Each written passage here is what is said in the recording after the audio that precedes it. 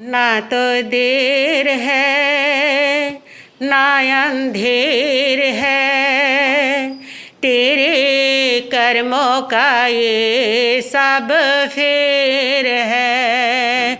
ना तो देर है ना अंधेर है, तेरे कर्मों का ये सब फेर है।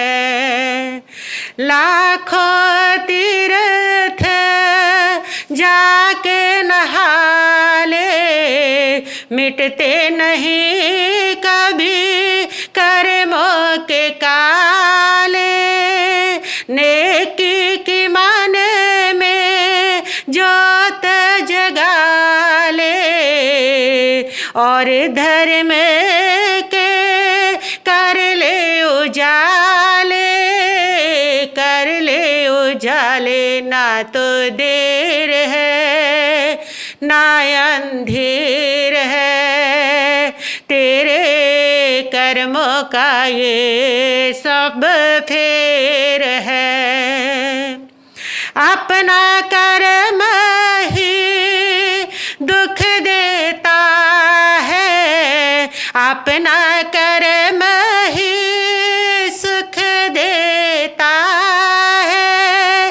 कर्म बना जीवन देता है, कर्म मिटा जीवन देता है, मिटा जीवन देता है। ना तो देर है ना अंधेर है, तेरे कर्मों का ये सब फेर है।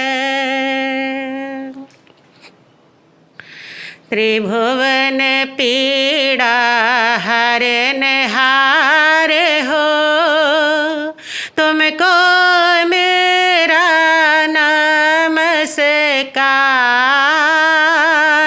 जग के उज्ज्वल अलंकार, प्रणाम तुम्हें मेरा हर बार। तीन लोक के नाथ आपके चरणों में जाऊं बलिहार। भवसागर के शोषण हरता, तुमको वंदन बारंबार। भवसागर के शोषण हरता, तुमको वंदन बारंबार। तप सेवा संयम और शांति से बने स्वयं मुक्ति का द्वार। उत्तम चर्या उत्तम साधना, उत्तम था जिनका आचार। निर्मल मन और पावन तन, सरल सत सहज व्यवहार। ऐसे गुरु ने हेम कुंवर को मेरा वंदन बारंबार।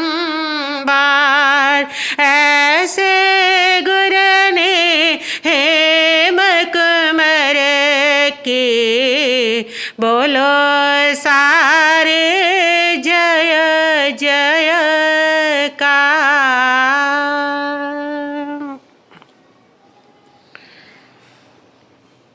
श्रमण संघीय महामंत्री पूज्य गुरुदेव श्री सौभाग्य मुनि जी महाराज साहब, युग पुरुष उपाध्याय भगवान श्री प्रवीण ऋषि जी महाराज साहब एवं माम जीवन निर्मात्री श्रमणी श्रावणी सदगुरु वर्या डॉक्टर श्री रवि रश्मि जी महाराज साहब के पावन चरण कमलों में वंदन नमस्कार करने के पश्चात उपस्थित भव्य आत्माओं, सो रहे हैं आप 18 पापों की कहानी।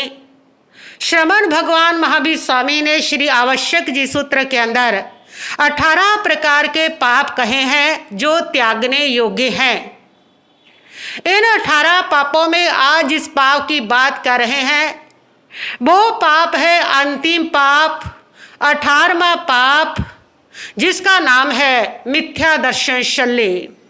बड़ा खतरनाक है ये पाप। इस पाप को शल्य कहा है। 17 पापों को शल्य नहीं कहा गया, वो पाप है। लेकिन ये जो पाप है इतना खतरनाक है कि इसको शल्य बोला गया है। शल्य कहते हैं कांटे को। जैसे कांटा जब पाप में चुभ जाता है तो ना व्यक्ति चल सकता है, ना ही शांति मिलती है, ना चैन मिलता है, ना आराम मिलता है। इसी प्रकार जब तक वो कांटा निकलता नहीं तब तक दुख ही दुख, पीड़ा ही पीड़ा होती चली जाती है। जहाँ उस कांटे को निकाल दिया जाता है तब जा करके व्यक्ति को शांति मिलती है और वह चल करके अपनी मंजिल पर भी पहुंचता है। ठीक इसी प्रकार मध्यात्व उस कांटे के समान है। परमात्मा ने इसको कांटा कहा है कि मध्यात्व का कांटा जब तक आपके जीवन में रहेगा तब तक आप कभी भी मोक्ष की ओर, सिद्ध गति की ओर कभी भी कदम नहीं बढ़ा सकते। आप चल नहीं सकते उस रास्ते पर। और ना ही व्यक्ति को शांति मिलती है, ना चैन मिलता है, ना आराम मिलता है। चाहे कितना तप कर ले, चाहे कितना जप कर ले, चाहे कितने अनुष्ठान करे, कितने मंत्र पढ़ ले, सुख पाने के कितने उपाय कर ले, तब तक उसको ना सुख मिलता है, ना चैन मिलता है, ना आराम मिलता है। ना तप सुख देता है, ना अनुव्रत सुख देते हैं, ना महाव्रत सुख देते हैं। जब तक मध्यात्व का कांटा है तब तक कुछ भी उसको चैन आराम नहीं मिला करता है। और ये मध्यात्व का कांटा निकलेगा तभी व्यक्ति को सुख, शांति और आराम की प्राप्ति होती है। ये 18वां पाप मिथ्या दर्शन शल्य ऐसा पाप है जिसके आश्रय में 17 पाप पलते हैं, सारे पाप पलते हैं। ये सभी पापों का किंग है, ये सारे पापों का राजा है, बाकी सारे इसकी प्रजा है। जब तक मध्यात्व है तब तक वो सारे पाप उछल कूद करते हैं, और जैसे मध्यात्व चला जाता है और वो सारे पाप तो शक्तिहीन होकर के यूं ही समाप्त हो जाते हैं। इन सारे पापों का पोषक अगर कोई है तो ये मध्यात्व का पाप है। सबसे बड़ा पाप, बड़ा खतरनाक पाप है ये। और मध्यात्व ऐसा शत्रु है इंसान का। शत्रु जो होता है उसका काम होता है इंसान को दुख देना, और मध्यात्व ऐसा शत्रु है जो उसको जन्म जन्मांतर तक दुख ही दुख देता चला जाता है, कष्ट ही कष्ट देता चला जाता है। जीवन के अंदर जितनी बुराइयां हैं वे सारी मध्यात्व के कारण है। क्रोध है, मान है, माया है, लोभ है, राग है, द्वेष है, ईर्ष्या है, व्यसन है, जितनी भी बुराइयां हैं वो सारी मध्यात्व के कारण है। और जितनी भी अच्छाइयां हैं वो मध्यात्व जानने के बाद जो सम्यक्त्व प्रकट होता है उसके कारण है। सम्यक्त्व आते ही व्यक्ति के अंदर दया है, करुणा है, प्रेम है, शांति है, क्षमा है, उदारता है दिल की, और ऐसा सारे सद्गुणों का आश्रय आ जाता है, जीवन आश्रय बन जाता है। सारे सद्गुण से जीवन का आश्रय ले लेते हैं। यहाँ पर सम्यक्त्व होता है। और मध्यात्व ऐसा घोर अंधकार है जिसमें ना सोना दिखाई देता है, ना सांप दिखाई देता है। ऐसे मध्यात्व के अंधकार में ना तो धर्म दिखाई देता है और ना ही पाप दिखाई देते हैं। इसलिए व्यक्ति ना पापों से बच सकता है और ना धर्म में प्रवृत्त हो सकता है, क्योंकि दोनों ही उसको दिखाई नहीं देते हैं। मध्यात्व के कारण ही जीवन में सारे दुख हैं। अनादि काल से आत्मा परिभ्रमण कर रही है, उसका कारण यदि कोई है तो मध्यात्व है। जन्म मरण अनादि काल से चल रहा है। इस जन्म मरण का अगर कोई कारण है तो ये मध्यात्व है। भाव वृद्धि जितनी होती चली जा रही है उस भाव वृद्धि का अगर कोई कारण है तो ये मध्यात्व है। मुक्ति और मोक्ष क्यों नहीं मिल रहा है, इसको रोकने वाला अगर कोई कारण है तो वो मध्यात्व है। और आत्मा 8 कर्मों में बंधी रहती है। इस बंधन का भी अगर कोई कारण है तो वो मध्यात्व है। आत्मा में कर्म आने के 5 मार्ग है और उसमें सबसे पहला जो आश्रम है, जो कारण है, वो मध्यात्व है। बहुत खतरनाक है मध्यात्व। इतना खतरनाक है, ना सत्य की पहचान होने देता, ना असत्य की पहचान होने देता, ना धर्म की पहचान होने देता है, ना अधर्म की पहचान होने देता है, ना मुक्ति के मार्ग की पहचान होने देता है, ना संसार के मार्ग की पहचान होने देता है। बड़ा खतरनाक है ये पाप। मध्यात्व का मतलब है पापी को संत रूप में स्वीकार करना। मध्यात्व का मतलब है धर्म को धर्म के रूप में स्वीकार करना। मध्यात्व का मतलब है गलत धारणा। मध्यात्व का मतलब है गलत मान्यता। मध्यात्व का मतलब है रॉन्ग बिलीफ, उल्टा विश्वास। जो अपना नहीं उसे अपना मान लेना।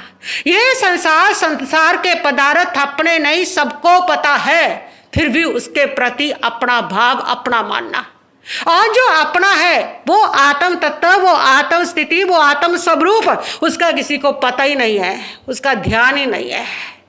ये सबसे बड़ा रॉन्ग बिलीफ है। जो अपना नहीं उसको अपना मानना, जो अपना है उसका पता ही नहीं है। मध्यात्व का मतलब है वस्तु के यथार्थ स्वरूप को ना देख पाना, उसका उल्टा स्वरूप दिखना। जैसे पीलिया का रोगी होता है ना, उसको सारी वस्तुएं पीली ही नजर आती है। जो लाल है वो भी पीली, जो काली है वो भी पीली, जो सफेद है वो भी पीली। यानी कि जो लाल है वो लाल रूप में नहीं दिखती, उसकी सत्यता नजर नहीं आती, उसका यथार्थ स्वरूप नहीं दिखता, उसका उल्टा स्वरूप उसको दिखता है। इसी प्रकार जो मिथ्यात्वी व्यक्ति होता है उसको जीवन और जगत को देखने का जो उसका नजरिया होता है वो पूरी तरह से उल्टा होता है। वो उसमें सत्य को नहीं देख सकता, वो उसमें सारा मिथ्या ही मिथ्या देखता है, मिथ्या को ही पकड़ता है, झूठ को ही पकड़ता है, उसी को ग्रहण करता है। पूरा उल्टा देखना, इसको मध्यात्व कहा गया है। और जब तक आप मध्यात्व में है और उल्टा दिखता रहेगा, जब तक आपको अधर्म है वो धर्म दिखेगा और धर्म अधर्म दिखेगा, तब तक आप अधर्म को त्यागेंगे कैसे और धर्म को ग्रहण कैसे करेंगे? अगर आपको सत्य तो असत्य दिख रहा है, तो सत्य जब असत्य दिखेगा तो आप उसको कैसे ग्रहण करोगे? और असत्य जब सत्य दिखेगा तो सत्य को ही ग्रहण करोगे। जो सन्मार्ग है वो कुमार्ग दिख रहा है, तो कुमार्ग से हटेंगे कैसे? संसार के मार्ग से हटेंगे कैसे? और इस प्रकार सत्य से दूर होते चले जाएंगे और कर्मों का संचय होता चला जाता है। इसमें पूरी तरह व्यक्ति को सब कुछ उल्टा ही उल्टा दिखता, उल्टा ही उल्टा नजर आता है। मध्यात्वी व्यक्ति देव गुरु धर्म के यथार्थ स्वरूप को भी नहीं देख पाता है। जो गुरु है, जो सुगुरु है वो कुगुरु नजर आते हैं, जो कुगुरु है वो सुगुरु नजर आते हैं। नहीं पता उसको कौन सुगुरु है, कौन श्रेष्ठ धर्म है, सच्चा धर्म कौन सा है, सच्चा गुरु कौन सा है और सच्चे देव कौन से हैं। सच्चे देव जो वीतराग होते हैं, जिनको ना राग है किसी से, ना द्वेष है, जो करुणावान है, जो दयालु है, ना क्रोध है, ना मान है, ना माया है, ना लोभ है, ऐसे जो वीतराग पुरुष होते हैं वही सच्चे परमात्मा होते हैं। और जो राग द्वेष से भरे हुए होते हैं वो सच्चे भगवान नहीं होते। लेकिन जब मध्यात्व होता है तब व्यक्ति उन सबको भगवान मानता है। और ऐसे गुरु, सच्चे गुरु वह होते हैं जो प्राणी मात्र के ऊपर दया करते हैं, जो अहिंसा को लेकर के चलते हैं, जो सत्यवादी होते हैं, जो एक तिनका भी किसी की आज्ञा के बिना नहीं लेते, किंचन व्रत को धारण कर लेते हैं, जो ब्रह्मचारी होते हैं, जो अपरिग्रही होते हैं, अकिंचन होते हैं, बाह्य और अभ्यंतर परिग्रह को त्याग देते हैं, वह होते हैं सच्चे गुरु। लेकिन जब मध्यात्व होता है, जो परिग्रह, भोग और उसके साथ साथ पदार्थ के साथ चिपके हुए हैं, ऐसे सारे भोगी लोगों को, ऐसे सारे जो कुगुरु होते हैं उनको व्यक्ति गुरु समझ करके मानता है। ऐसे धर्म वह सच्चा धर्म होता है जिसके अंदर हर जीव को आत्मावत समझा जाता है। किसी भी जीव को पीड़ा नहीं दी जाती, किसी को तकलीफ नहीं दी जाती और सबको आत्मवत समझा जाता है। वह सच्चा धर्म होता है। और जहां भगवान के नाम पर जीवों को मारा जाता है, जहां भगवान के नाम पर जीवों के ऊपर कोई दया नहीं और सारे जीवों को आत्मवत देख नहीं पाता, वो सच्चा धर्म नहीं हुआ करता। और जब मध्यात्व होता है तब उसी को सच्चा धर्म मानते हैं। कितने लोग हैं जो धर्म के नाम पर बलि दे रहे हैं, कितने लोग हैं जो धर्म के नाम पर हिंसा कर रहे हैं, पाप कर रहे हैं, जीवों को मार रहे हैं, कितने लोग हैं, ये सारे वही लोग हैं जो धर्म के नाम पर ये पाप कर रहे हैं। एक ऐसा धर्म जिसके अंदर किसी जीव के ऊपर दया ही नहीं है, जिसके अंदर किसी जीव के ऊपर करुणा ही नहीं है। तो ये सारा जितना दुनिया के अंदर पखंड चलता है ना, ये सारा मिथ्यात्व के कारण चलता है।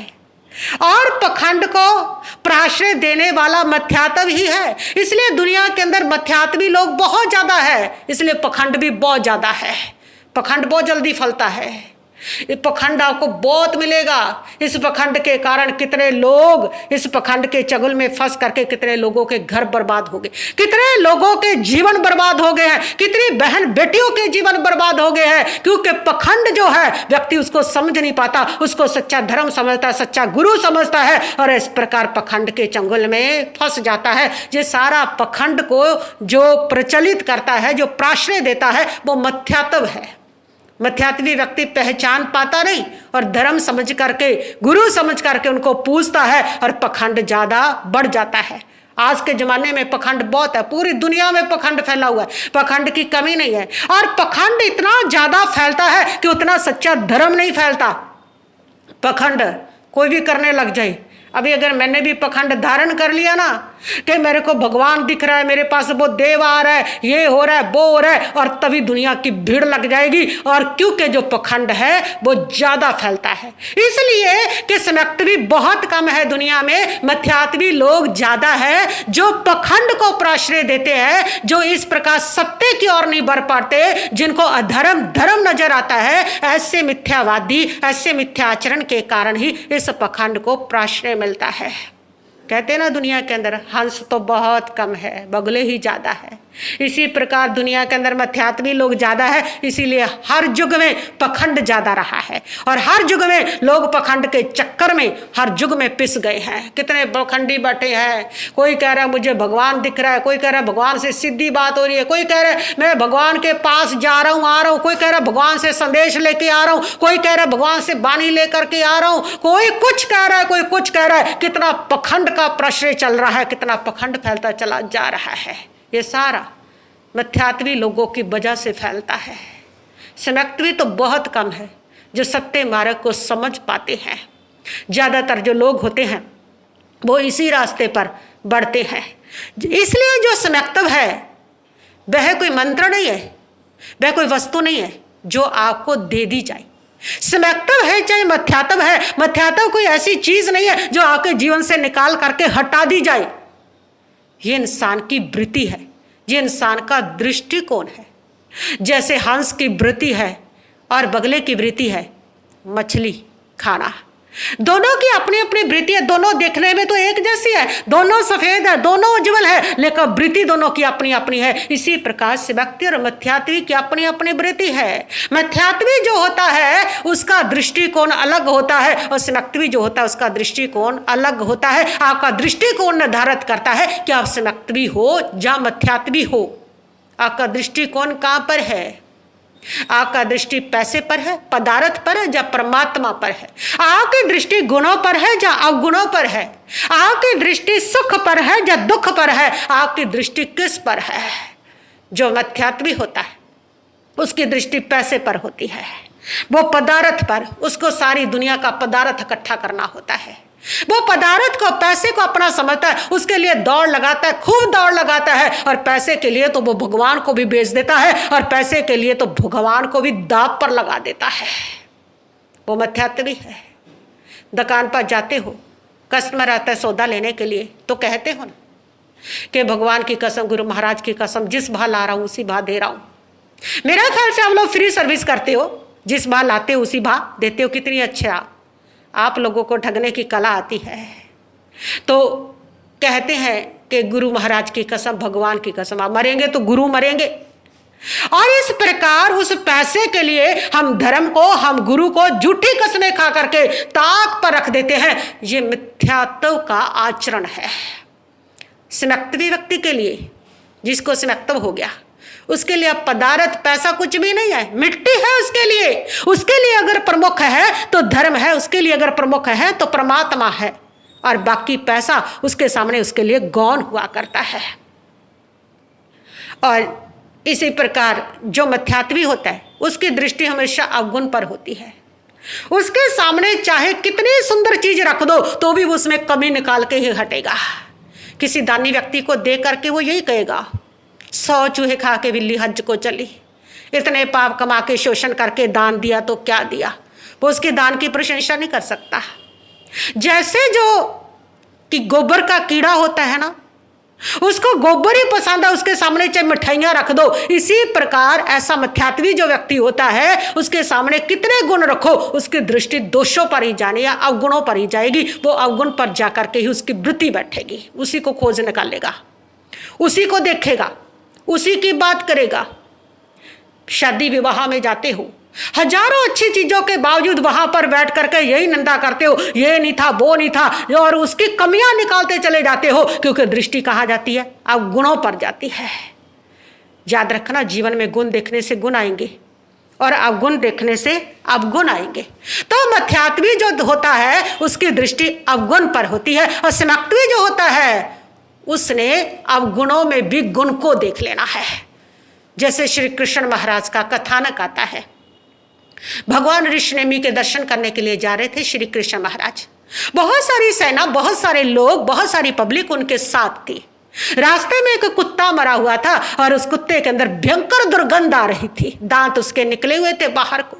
लोगों ने उस कुत्ते को देख करके नाक को बांध लिया और थू थू करने लगे, गंदगी, दुर्गंध, गंदा कुत्ता कहते हुए वहां से निकल गए। और जब कृष्ण महाराज की सवारी निकली, कृष्ण महाराज ने भी उस कुत्ते को देखा और देख करके कृष्ण महाराज ने कहा कि वाह, इस कुत्ते के दांत कितने सुंदर है, बिल्कुल अनार के दानों जैसे है। कृष्ण महाराज के उस गंदगी में भी उस सुंदर दांत को देख लेना, यह सम्यक्त्वी की दृष्टि है। और जो उसके अंदर गंदगी में देखना, गंदगी ही नजर आनी, वो क्या है, मिथ्यात्वी दृष्टि है। मिथ्यात्वी लोगों को तो अवगुण ही नजर आते हैं। वो गुणी में भी, भगवान में भी अवगुण निकाल लेते हैं। इसीलिए लोग भगवान के अंदर भी गलतियां निकालते हैं और भगवान के अंदर भी कमियां निकालते हैं। जो मिथ्यात्वी होता है वह सुख में भी दुख निकालता है, सुख में भी दुखी रहता है। वो कितना सुख हो उसके पास, वो सुख नहीं भोग सकता, वो रोता रहता है, वो कल्पता रहता है। दुखी रहना कई लोगों की तो आदत हो जाती है कि उनको जब पूछो बस उन्होंने रोना ही है, जहां पूछ लो कैसे हो बस रोना उनका चालू शुरू हो जाता है, मुंह लटकाए फिरते रहते हैं। दुखी रहना उनके मन की आदत हो जाती है। ये मन है, इसको चाहे तुम दुखी रहना सिखा लो, चाहे सुखी रहना सिखा लो। और सुख और दुख तुम्हारे मन में है, तुम्हारी मन स्थिति में है। सुख और दुख किसी वस्तु में नहीं है, सुख और दुख बाहर भी कहीं नहीं है, वो तुम्हारी मन स्थिति में है। कोई परिस्थिति तुम्हें दुखी नहीं बना सकती अगर तुम्हारी मन स्थिति, अगर तुमने मन को खुश रहना सिखा लिया ना, मन को सुखी रहना सिखा लिया ना, तो तुम नरक में भी सुखी रह लोगे। जितने भी सम्यक्त्वी जीव नरक में बैठे हैं ना, वो नरक में भी सुखी है। और जितने भी मिथ्यात्वी जीव स्वर्ग में भी बैठे हैं ना, वो स्वर्ग में भी कल्प रहे हैं, हाय तौबा चल रही है उनकी वहां पर भी। वहां भी कल्प रहे हैं, वहां भी लड़ रहे हैं, वहां भी झगड़ रही है, वहां भी ईर्ष्या चल रही है, बड़े देवताओं के साथ ईर्ष्या चल रही है, वो वहां पर भी दुखी है। मिथ्यात्वी व्यक्ति दुख में भी तो दुखी है ही, वो सुख में भी दुखी होता है। और सम्यक्त्वी व्यक्ति दुख में भी सुखी हुआ करता है। कहते हैं कि एक सेठ था, वह जो सेठ था उसने एक बार अपने मनीम से कहा कि मनीम जी जरा हिसाब लगा के तो बताओ मेरी चल और अचल संपत्ति कितनी है। मनीम ने हिसाब लगाया, महीने भर में हिसाब लगाया और हिसाब लगा के मनीम ने बताया कि सेठ साहब आपकी इतनी संपत्ति है, खुशकिस्मत हो, पुण्यवान हो, प्रसन्न हो जाओ, भाग्यवान हो, इतनी दौलत आपके पास, आपका जीवन आराम से गुजरेगा, आपके बच्चों का जीवन भी आराम से गुजर जाएगा, इतनी दौलत आपके पास है। सेठ ने सुना और सुनते ही सेठ तो रोने लग गया जोर जोर से। सेठ का तो चेहरा उतर गया और रो रहा है। मणि ने पूछा सेठ जी बात क्या हुई, क्यों रो रहे हो, आपको तो प्रसन्न होना चाहिए, आपके पास इतनी संपत्ति है। उस सेठ ने कहा क्या कह रहे मूर्ख आदमी, मेरा जीवन तो आराम से बीत जाएगा, मेरे बच्चों का जीवन आराम से बीत जाएगा, मैं तो इसलिए रो रहा हूं अपने नसीबों को कि मेरे बच्चों के बच्चों का क्या बनेगा, मेरे पोते पोतियों का क्या बनेगा, वो क्या खाएंगे, वो कैसे रहेंगे, वो कैसे जिएंगे। ये है मिथ्यात्वी की दृष्टि। सब कुछ है पास में फिर भी दुखी है, पोते पोतियों का क्या बनेगा। जो खुद तो सुख भोग ले, कल का भरोसा नहीं है और तीसरी पीढ़ी की चिंता सता रही है। यह दृष्टिकोण मध्यात्वी का होता है। और तब किसी ने बताया उस सेठ को, उसी मनीम ने, कि रो मत, यहां पर एक बुढ़िया रहती है, कहते उसको सुबह का नाश्ता दान दे दो तो तुम्हारे पोते पोतियों को भी मिल जाएगा। और वह सेठ उसको नाश्ता देने के लिए गया तो उस बुढ़िया के झोपड़ी के आगे एक बच्ची झाड़ू लगा रही थी और सेठ ने पूछा कि बुढ़िया माँ कहाँ है? उसने कहा पाठ कर रही है। तो ठीक है, मेरे पास टाइम नहीं, मैं जाता हूँ, तो ये जो खाना है, भोजन है ना आज का है, तो ये बुढ़िया माँ को दे दो। उस बच्ची ने कहा इसकी जरूरत नहीं है। उसने पूछा क्यों? उसने कहा क्योंकि आज का हमारे पास पहुंच गया। उसने कहा रे तो क्या हुआ, आज का ही पहुंचा, कल का तो नहीं आया ना, रख लो, कल काम आ जाएगा, परसों काम आ जाएगा। उस बच्ची ने बड़ा सटीक जवाब दिया। उसने कहा नहीं जी, हम कल की चिंता नहीं करते। उसने पूछा क्यों? उसने कहा क्योंकि जिसने आज दिया है वो हमें कल को भी देगा। जिस भाग्य से आज मिला वह कर्म से कल को भी मिलेगा। हम कल की चिंता नहीं करते। ये है वास्तविक दृष्टि, जिनको कल की भी चिंता नहीं है, जो इतने मस्त मलंग होकर के जीते हैं, जो एक पल की भी चिंता नहीं करते हैं। जो व्यक्ति होता है वो वास्तु स्थिति को समझ लेता है कि जो भाग्य में है वो मिल जाएगा, और मिल जाए तो भी सुखी और ना मिले तो भी वो सुखी होता है। ये व्यक्ति जो होता है, अगर उसने 2 टिकट लॉटरी के लगा दिए और एक लॉटरी उसकी निकल आई 5 लाख की, लोग बधाई देने के लिए सेठ साहब तुम्हें तो लॉटरी 5 लाख की निकल गई, बहुत बधाई। लेकिन वो तो मुंह लटकाए बैठा था। पूछा क्या बात होगी? उसने कहा कि दूसरी टिकट लगाई थी 100 रुपए की, वो बेकार गया, मेरा 100 रुपया, मुझे उसकी चिंता हो रही है, उसका तनाव हो रहा है। ये मिथ्या दृष्टि। सुख में बैठ करके भी दुखी। 5 लाख के सुख की कोई प्रसन्नता नहीं है, कोई खुशी नहीं है। ऐसे एक व्यक्ति मेरे पास आया और वो बहुत ज़्यादा उदास था, बहुत ज़्यादा। मैंने पूछा क्या बात है कि उदास क्यों हो? उसने कहा कि हमारा सब घाटा हो गया। उसकी पत्नी ने कहा कि हमारे साथ कोई घाटा नहीं हुआ, आदत है रोने की। मैंने कहा सही से बताओ बात क्या है। उसकी पत्नी ने जब कहा तो उसके पति से मैंने कहा चलो तुम ही बताओ। तो उसने कहा कि हमारा सब, मेरे को कम से कम 5 लाख का घाटा है। मैंने उसकी पत्नी को कहा कि ये क्या है? तुम कहती हो है नहीं, ये कहता घाटा है। उसने कहा हमारे साथ घाटा नहीं है। ऐसा था, इन्होंने माल भरा था और कुछ समय पहले उसके रेट बहुत ज़्यादा तेज थे। इनको 10 लाख की बचत हो रही थी और बाद में इन्होंने उस समय लालच में बेचा नहीं, बाद में बेचा तो 5 लाख का इनको प्रॉफिट हुआ और इसलिए ये कह रहे हैं कि मुझे 5 लाख का घाटा हो गया। मैंने उनको कहा कि ये क्या है? 5 लाख का प्रॉफिट तो हुआ है, घाटा कहाँ हुआ? आप उस प्रॉफिट को क्यों नहीं देख पा रहे हो? तो ये होती है मिथ्यात्व की दृष्टि कि यहाँ पर सुख में भी व्यक्ति ने दुखी रहना है। उसके पास चाहे कितना सुख आ जाए तो भी उसने रोते रहना, दुखी का दुखी रहना है। समत्वी व्यक्ति यहाँ दुख है ना, उसमें भी सुख खोज लेता है। शेख शादी फकीर के जीवन की एक कहानी है। कहते हैं कि वो जा रहा था सुबह सुबह और उसने एक भिखारी को देखा। वो भिखारी, उसका एक टांग नहीं थी, भीख मांग रहा था, गरीब था, दरिद्र था, बड़ी मुश्किल से चल रहा था, लाचार था, लेकिन चेहरे पर बड़ी प्रसन्नता थी, बड़ी खुशी थी, बड़ा आनंद था चेहरे पर। कोई दुख नहीं, कोई तकलीफ नहीं, इतने अभाव में भी। और शेख शादी को देख के बड़ा आश्चर्य हुआ कि इतना अभावग्रस्त व्यक्ति, एक टांग भी नहीं है, प्रॉपर चल भी नहीं पा रहा, लंगड़ा है, और उसके बावजूद भी चेहरे पर इतनी प्रसन्नता, इतनी खुशी, हमारे चेहरे पर भी नहीं। कमाल हो गया। उसने फिर उसके पास रुक करके पूछ लिया, तुम्हारी खुशी का, तुम्हारी प्रसन्नता का राज क्या है? उसने कहा कि ये ठीक है, मैं गरीब हूँ, मैं भिखारी हूँ, मैं भीख मांगता हूँ, ये ठीक है। ये भी ठीक है, मेरे एक टांग नहीं है और मैं लंगड़ा हूँ, मुश्किल से चलता हूँ, ये भी ठीक है। लेकिन मैं ये सोच करके खुश रहता हूँ कि बाकी इतना कुछ तो मेरे पास है कि देखो मेरे को 2 हाथ मिले हैं, मैं भीख मांग सकता हूँ, 2 आंखें मिली है, 2 कान मिले हैं, सुन सकता हूँ, देख सकता हूँ, एक टांग मिली है, चल सकता हूँ, इतना कुछ मेरे पास है, फिर मैं क्यों ना खुश हूँ? अरे मैं उन लोगों को देखता हूँ, उन लोगों को देखो बेचारों को जिनके दोनों ही पाँव नहीं है, मेरे पास एक तो है। उन लोगों को देखो जिनको दोनों हाथ नहीं है, उन लोगों को देखो जिनको दोनों आंखें नहीं है, उनको देखो जिनको दोनों कान नहीं है। कम से कम मेरे पास ये तो है ना, फिर मैं क्यों ना खुश रहूं? ये होती है समत्वी की दृष्टि कि वो हर हालत में सुखी रहता है। लेकिन मध्यात्वी जो है वो हर हालत में कैसा भी सुख उसके पास हो वो दुखी रहता है। अगर उसके जेब में 99 रुपए है तो वो 99 रुपए का सुख नहीं भोगता, वो दुखी रहेगा कि हाय ये 100 पूरे नहीं हो रहे, 100 पूरे नहीं हो, 100 पूरे नहीं हो रहे। जो 1 रुपया कम है उसका दुख भोगता रहता है। ये मध्यात्विक की दृष्टि होती है।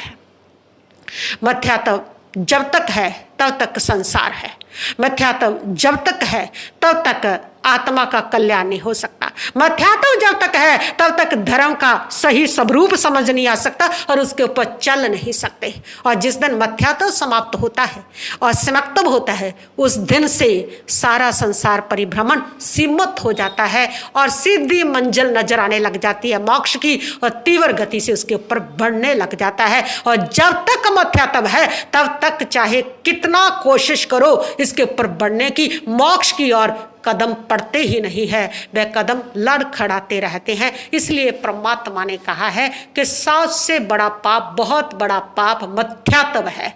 ये मध्यात्व 5 प्रकार का होता है। एक होता है अभिग्रहिक मध्यात्व। अभिग्रहिक मध्यात्व वो होता है जो मध्यात्व हम लोग किसी के उपदेश से, ऐसे लोगों के उपदेश से जो खुद मध्यात्वी है उनके उपदेशों से ग्रहण कर लेते हैं और ऐसे लोगों को धर्म को मानने लग जाते हैं जिसमें जीवों की हिंसा होती है, ऐसे सारे कर्म करने लग जाते हैं जिसमें विवेक कम होता है। वो मध्यात्व होता है अभिग्रहिक मध्यात्व। दूसरा मध्यात्व है अनाभिग्रहिक मध्यात्व। अनाभिग्रहिक मध्यात्व वह मध्यात्व होता है जो अनादिकाल से साथ में चल रहा है हमारे, जो हमेशा साथ है, वह अनादिकाल से है, वो अनाभिग्राहिक मध्यात्व है। और एक है अभिनिवेशिक मध्यात्व। ये वो मध्यात्व होता है कि व्यक्ति को समझ भी होती है, पता भी चल जाता है कि मेरी मान्यता गलत है, लेकिन फिर भी उसके अंदर हठाग्रह होता है, कदाग्रह होता है, जिद होती है, अहंकार होता है कि मैं क्यों झुकूं, मैं अपना क्यों छोड़ूं और मुझे नीचे नहीं लग रहा। ये उसके अंदर अहंकार होता है। ये होता है अभिनिवेशिक मध्यात्व। ये जितने संप्रदाय के झगड़े चलते हैं ना, इसमें यही मध्यात्व होता है कि व्यक्ति अपने आप को, अपनी बात को सही मान करके बैठ जाता है कि जो मेरी मान्यता है, जो मैं जानता हूं, जितना जानता हूं, जो हम सोचते हैं वही क्या है, सत्य है और बाकी सारे झूठे हैं। और जो जितना संप्रदायवाद है इसमें सब लोग बैठे रहते हैं दूसरे को साधु समझ करके, खुद की मान्यता को, और जो मेरी मान्यता है वही साधु है, बाकी सारे क्या है, असाधु है। ये सारे अभिनिवेशिक मध्यात्वी लोग हैं। जितना ज्यादा हठाग्रह होगा, जितना ज्यादा कदाग्रह होगा, मध्यात्वी व्यक्ति जो होता है उसके अंदर ही जो ज्यादा होता है। स्व्यक्तवी व्यक्ति तो विनम्र होता है, स्व्यक्तवी व्यक्ति को तो झुकने में कोई जोर ही नहीं लगता, स्व्यक्तवी व्यक्ति को तो सभी को देखता है। और सत्य जो है वो किसी एक पक्ष में नहीं होता, सत्य सब में होता है। ऐसी दुनिया की कोई वस्तु नहीं है, ऐसी दुनिया की कोई चीज नहीं है, ऐसी दुनिया की कुछ वस्तु पदार्थ नहीं है जिसमें सत्य नहीं होता। हर पदार्थ के अनंत धर्म है और से व्यक्ति भी उस अनंत धर्म के एंगल से किसी को नकारता नहीं है। और मध्यात्वी जो है वह नकारता है, वो बैठे रहते हैं और हम आ जाते हैं, हम ही श्रेष्ठ हैं, हमें सारा कुछ पता है, बाकी तो सारे अज्ञानी है, ऐसे है वैसे है। नफरत करके कर्म बांधते हैं, जिद से कर्म बांधते हैं, हठाग्रह से कर्म बांधते हैं और अपने अहंकार से कर्म बांधते हैं और उनको पता ही नहीं चलता। ये अभिग्राहिक मध्यात्व है।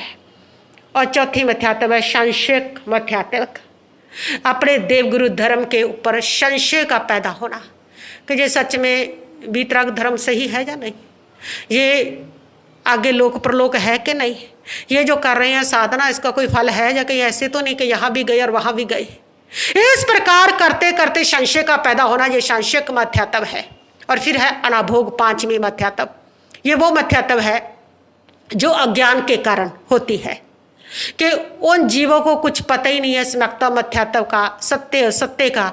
ऐसे जितने जीव हैं उनको अनाभोग मध्यात्व होता है। मध्यात्व कैसा भी है, मध्यात्व सबसे बड़ा पाप है, भयंकर पाप है। जब तक मध्यात्व है तब तक किया हुआ हर धर्म संसार विद्धि का कारण बनता है। जब तक मध्यात्व है तब तक धर्म कालकूट जहर बन जाता है, विष बन जाता है। धर्म भी मुक्ति नहीं दिलाता, तब तक धर्म भी जो है वो अमृत नहीं रहता, धर्म भी जहर बन जाता है। जब तक मध्यात्व है तब तक ये सारे 5 महाव्रत, ये अनुव्रत 12, चाहे जितने मर्जी पालो, मांस खमन करो, तपस्या करो, ये सारा धर्म, ये सारी साधना संसार की वृद्धि का हेतु बनता है। जब तक मध्यात्व है, मध्यात्व छूटेगा और तब जाकर के ये धर्म अमृत बनेगा, तब जाकर के ये मोक्ष का हेतु बनेगा। इतना बड़ा पाप है मध्यात्व, इसलिए जीवन में से मध्यात्व को निकालें, सम्यक्त्व को ग्रहण करें, आपका कल्याण होगा।